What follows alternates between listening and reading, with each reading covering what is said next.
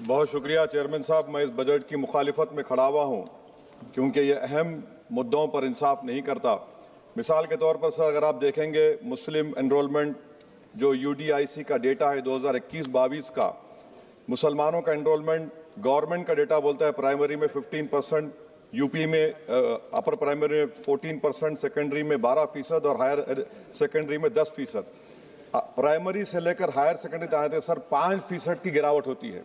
वही सरकार का AISHE का डेटा है 2020-21 का। 2016-17 में मुसलमान 4.87 थे एजुकेशन में, 19-20 में बढ़कर 5.45 हुए और 2021 आते आते सर वो 4.64% हो गया। यानी जहां पर मुसलमान 2019-20 में 19,21,000 पे आगे, यानी 1,79,000 की गिरावट आई। ये क्यों हुआ सर? ये इसलिए हुआ क्योंकि ये मोदी सरकार तासुब और तंग नजरी के मुजाहरे करती है। इसी वजह से मुसलमानों अक़लियतों में ड्रॉप आउट रेट ज़्यादा है, लो एनरोलमेंट है और वो हायर एजुकेशन तालीम को मुकम्मल नहीं कर सकते। सर 3 स्कॉलरशिप स्कीमें हैं, 5 साल से cabinet committee of economic affairs in स्कीमों की मंजूरी नहीं दे रही है सर। 5 साल से ये आपकी तासुब और नफरत नहीं है तो क्या है बताइए आप? बजट तो पास हो रहा है ऐवान में, 5 साल से आप पैसे नहीं दे रहे हैं। क्यों? क्योंकि cabinet committee of economic affairs इसको मंजूरी नहीं देती है। और मैं बताना चाह रहा हूं, आप विकसित भारत बनाना चाहते हैं, मैं तायद करता हूं, मगर क्या आप 14% आबादी को नहीं पढ़ाकर उनको एलिनेट कर आप विकसित भारत बना पाएंगे? विकसित भारत उसी वक्त बनेगा सर जब मुसलमान समाजी, इक्तिसादी, तालीमी और माशी तौर पर ताकतवर होंगे। मगर अफसोस के साथ कहना पड़ा, सच्चाई है कि सरकार नहीं चाहती ये हो। सर मैं इस हुकूमत से पूछना चाह रहा हूं कि यूनिट कॉस्ट स्कॉलरशिप का 2007 और 8 से रिवाइज नहीं हुआ क्योंकि जो तालीम का कॉस्ट है उससे मैच नहीं कर रहा है। आप 3 स्कॉलरशिप को डिमांड ड्रिवन नहीं कर रहे हैं। 11 साल से आप 10 स्कॉलरशिप नहीं बढ़ाए, वही नंबर ला के रख दिए। मैं डिमांड ड्रिवन करने का मुतालबा करता हूं। सर प्री मैट्रिक स्कॉलरशिप को क्यों 9th और 10th से शुरू किया था? Sir highest drop out rate मुसलमानों का है और हमारे मसीहा वेस्ट बंगाल में बैठे, वहां पर ड्रॉप आउट रेट मुसलमानों का 23%, आसाम में 30%। आसाम की सरकार गोली मारने का वीडियो कम बनाएगी तो शायद मुसलमान पढ़ ले तालीम में। सर मैं मुतालबा करता हूं कि मौलाना आजाद फेलोशिप को दोबारा शुरू किया जाए ताकि अक़लियती और मुस्लिम बच्चे हायर एजुकेशन मुकम्मल कर सकें। पेरेंटल इनकम आप इजाफा क्यों नहीं कर रहे सर? 1 लाख रुपए, 1.5 लाख रुपए क्या स्कॉलरशिप मिलेगी सर बताइए आप? और सर आपको मिसाल दे रहा हूं, आप तो काबिल आदमी हैं। 2022-23 में बजट था माइनॉरिटी मिनिस्ट्री का 5,000 करोड़, कितना आपने खर्च किया? 16%। 22-23 में सर बजट था 22-23-24 में 3,000 करोड़, 5% खर्च हुआ सर। 24-25 में बजट था 3,180 करोड़, 22% खर्च हुआ सर। PMJV स्कीम है 1,914 करोड़, उसको आपने कम कर दिया 1,565 करोड़।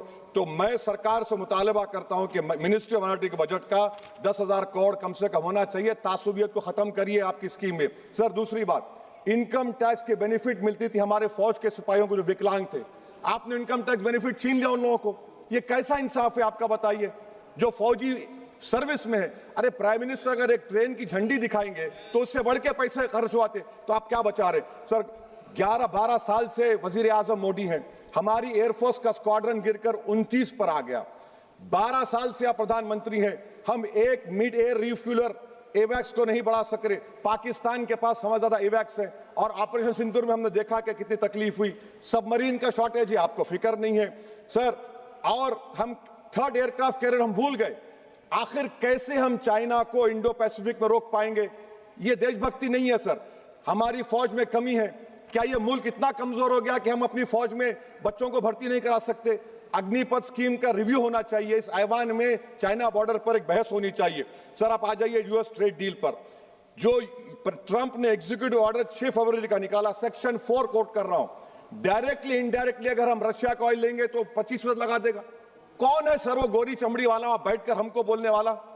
किस हमने इस मुल्क को आजाद इसलिए करवाया था कि वहां बैठकर बोलेगा मैं जिससे चाह तेल खरीदूंगा। तुम होते कौन हो? तुम मेरे माई बाप हो क्या?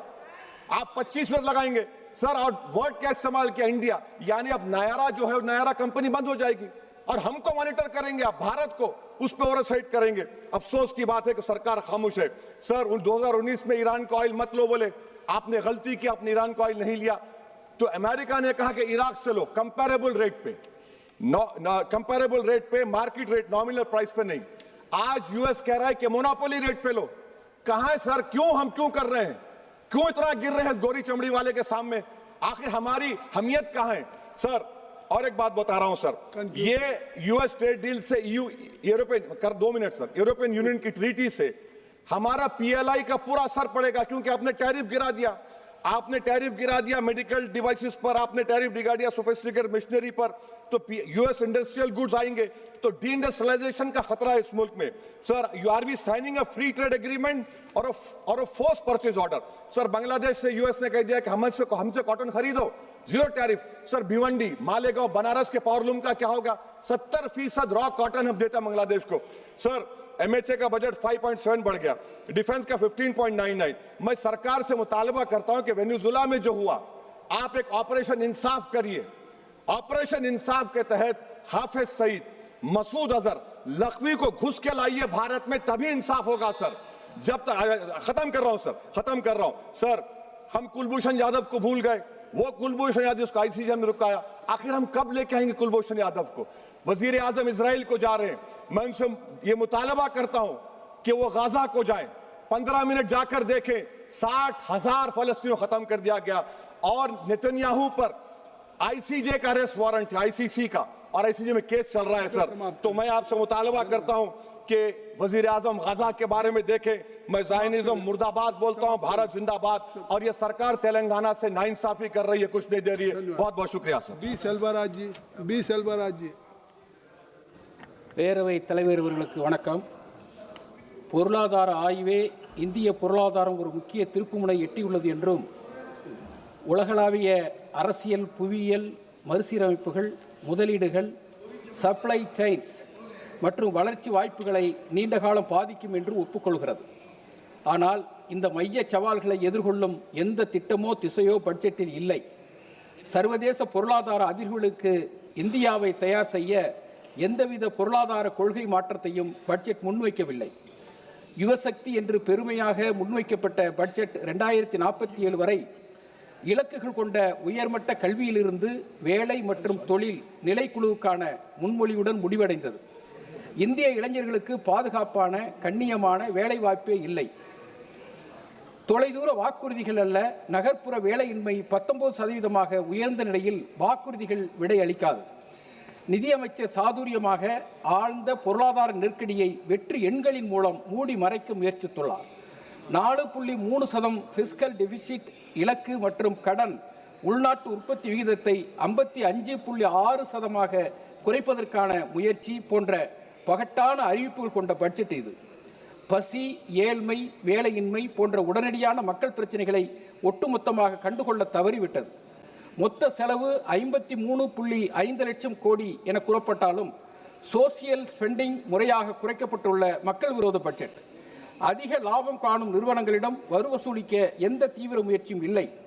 அதற்கு பதிலாக 2026-27 ஆண்டில் வரியில்லாத வருவாய் 12.49% அதிகரிப்பதாக கூறப்படுவது பெரும்பாலும் அரசு துறை நிறுவனங்களில் லாப பங்கீடு 16.9% உயர்வால் வசூலிக்கப்படுவது நான் இன்ட்ரெஸ்ட் இன்கம் என்பது பொதுமக்கள் மீதான வரிச்சுமையை